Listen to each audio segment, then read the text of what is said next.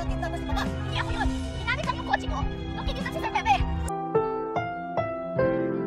Ang susunod na programa ay rated PG.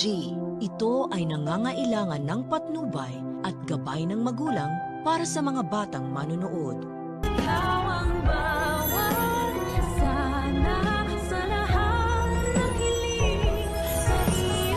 Hindi ko kayo ibigay.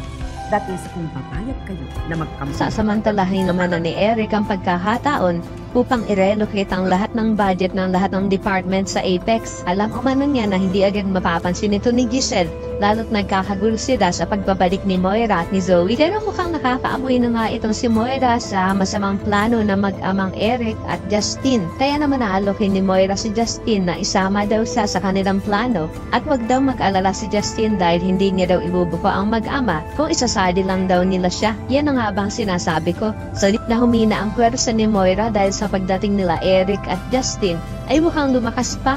Samantala, tuluyan na nga matutukoy ng mga pulis kung kanino ang kotse na nakita ni Giselle na ginagamit ni Moira at nakita din nga ng mga pulis na papalabas sa hideout ni Balahadja. At ito'y walang iba nga kundi sa nag-iisang best friend ni Moira na walang iba kundi si Nerissa Sandoval. Kaya naman agad nang gagawa ang mga pulis na entrapment operation para agad na mahuli at mapaamin si Nerissa. Pero todo tanggi ang kaibigan ni Moira na wala daw siyang kasalanan at kinalaman sa kidnapping ni Lolo Pepe.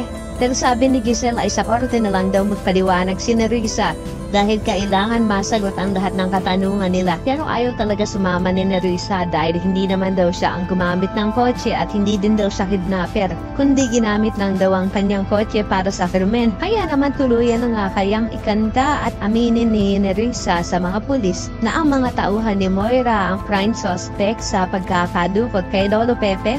Yan ang dapat nating abangan. Kaya naman ko isa ka rin sa mga umaasang sana tuluyan ng ikanta at ilaglag nitong si Nerissa ang kanyang best friend na si Moira. Ay pakilike ang video na ito and don't forget to subscribe. Thanks for watching and see you next time. Bye-bye!